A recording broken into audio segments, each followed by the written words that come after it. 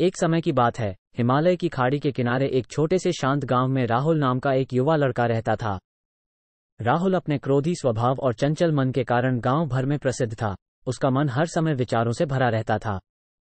सोचो कि उसके विचारों के तूफान ने उसके मन को एकदम बेचैन कर दिया था। उसके जीवन से शांति मानो गायब हो गई थी और वो हमेशा अपने ही ख्यालों में खोया रहता था और तनावपूर्ण जीवन जी रहा था। उनके अशांत मन और क्रोध के कारण उनके अपने परिवार के सदस्यों और गांव वालों से भी संबंध अच्छे नहीं थे, जिससे वो और भी अधिक अकेला और अपमानित महसूस करने लगा।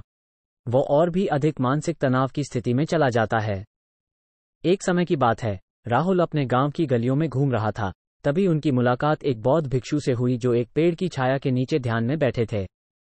बौद्ध भिक्षु के चेहरे से निर्मल शांति की आभा झलक रही थी। इस असीम शांति में राहुल बौद्ध भिक्षु की ओर आकर्षित हुआ। जब राहुल बौद्ध भिक्षु के करीब आया तो उसे अपने आसपास एक सकारात्मक ऊर्जा का एहसास हुआ। भरत को एहसास हुआ कि इस असीम शांति और सकारात्मक ऊर्जा का स्रोत कहीं न कहीं इस बौद्ध भिक्षु के भीतर ही है। इसलिए वो वहीं बैठकर उसकी आंखें खुलने का इंतजार करने लगा।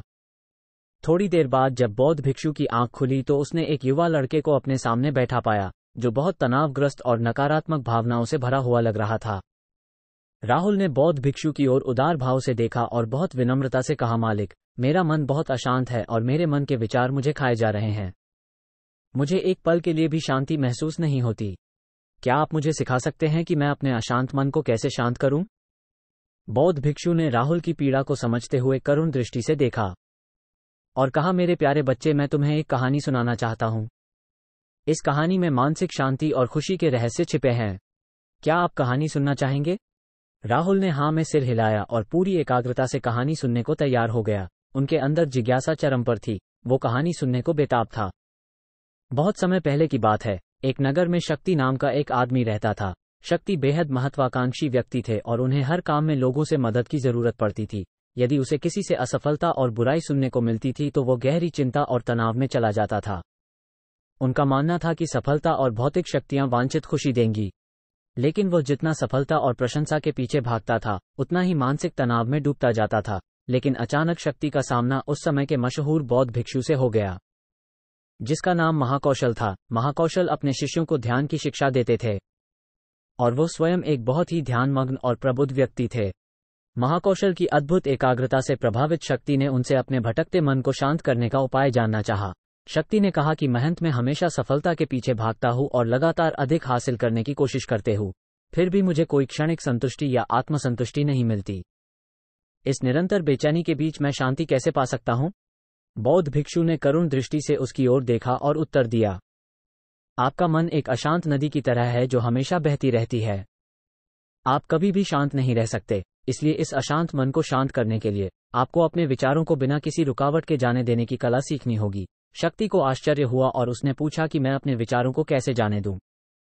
आखिर मैं भी तो अपनी इच्छाओं और महत्वाकांक्षाओं से बंधा हुआ हूं। ये सुनकर बौद्ध भिक्षु मुस्कुरा दिए। बौद्ध भिक्षुक कहा, कल्पना करें कि आपके हाथ में पानी का एक गिलास है। अब आप इसे जितनी देर तक पकड़कर रखेंगे यह उतना ही भारी होता जाएगा, और अगर आप इसे काफी देर तक पकड़े रहेंगे तो आपके हाथ में दर्द होने लगेगा। लेकिन अगर आप उस पकड़ को ढीला कर दें और छोड़ दें तो आपका बोझ खत्म हो जाएगा। राहुल ने पूरी कहानी और उसका संदेश ध्यानपूर्वक सुना। वो समझ गया कि अपने विचारों और इच्छाओं से चिपके रहने से उसका बोझ बढ़ जाता है और अंदर ही अंदर अशांति पैदा कर देता है। अब राहुल को कहानी का अंत सुनने की उत्सुकता से प्रतीक्षा थी। कहकर बौद्ध भिक्षु ने कहानी जारी रखी। एक बौद्ध भिक्षु की बात मानकर शक्ति ने विचारों को त्यागने का अभ्यास शुरू कर दिया। वो बिना किसी पूर्व निर्णय के अपने विचारों और भावनाओं को आते और जाते देखता था।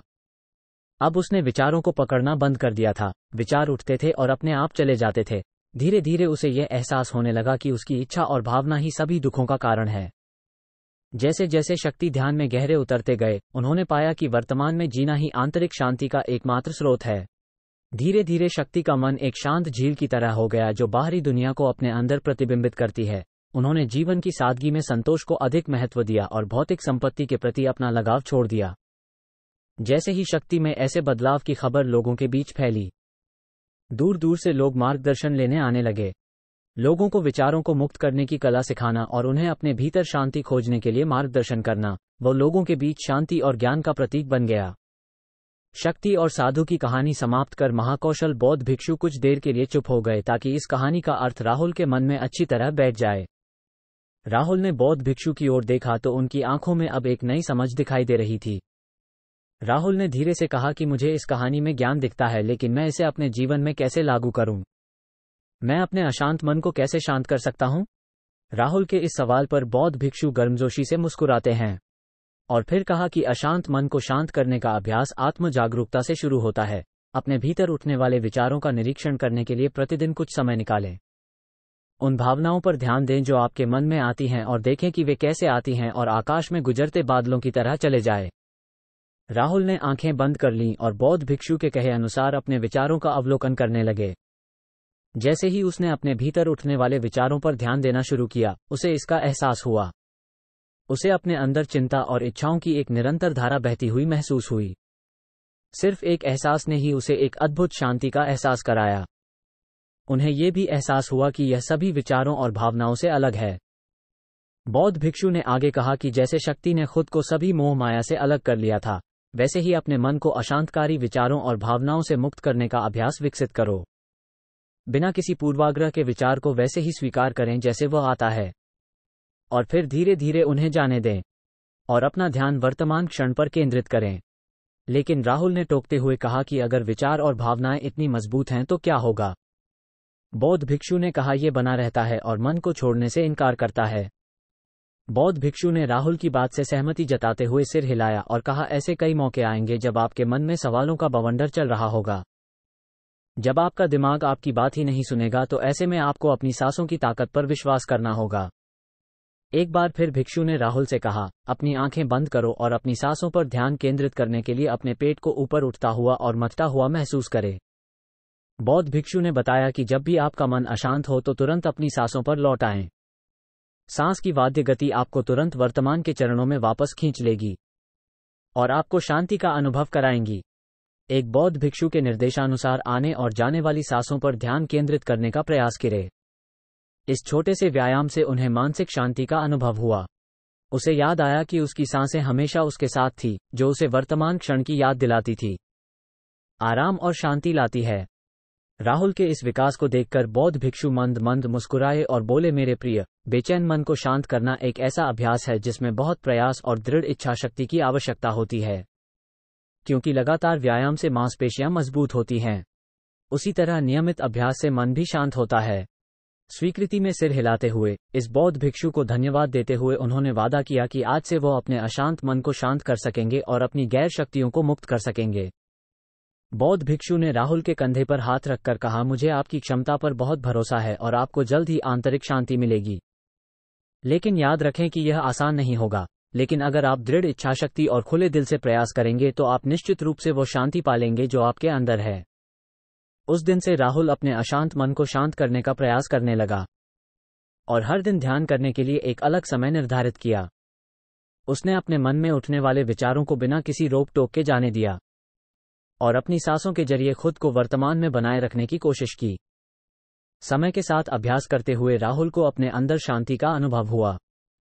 जैसे जैसे समय बीतता गया, राहुल को ज्ञान और शांति का स्रोत कहा जाने लगा। जैसे जैसे समय बीतता गया, भरत को ज्ञान और शांति का स्रोत कहा जाने लगा। ग्रामीण अपने अशांत मन को शांत करने के लिए राहुल के पास आने लगे। बौद्ध भिक्षुओं के शिक्षक दूसरों की मदद करते समय आत्म जागरूकता की शक्ति साझा करते हैं। बौद्ध भिक्षु आंतरिक शांति पाने की शिक्षा देते हैं। इसके साथ ही उन्होंने अपनी सांसों पर ध्यान देने और अपने विचारों को मुक्त करने की कला भी सिखाई। ऐसे निवासियों का विकास हुआ और उन्हें मन की अमूल्य शांति मिली।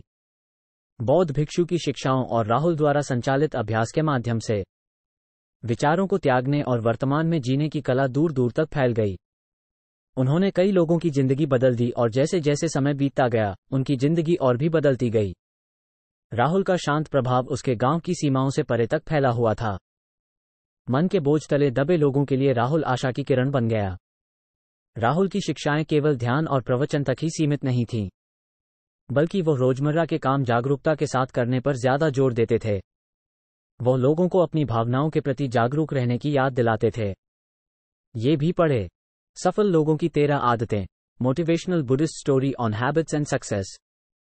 खुद पर ध्यान 2 लोगों पर नहीं। Motivational Buddhist story in Hindi. जिसके भाग्य में जितना होता है उसे उतना ही मिलता है। Motivational short story in Hindi. अगर आप भी हार मान चुके हैं तो इस पोस्ट को जरूर पढ़ें। Never give up.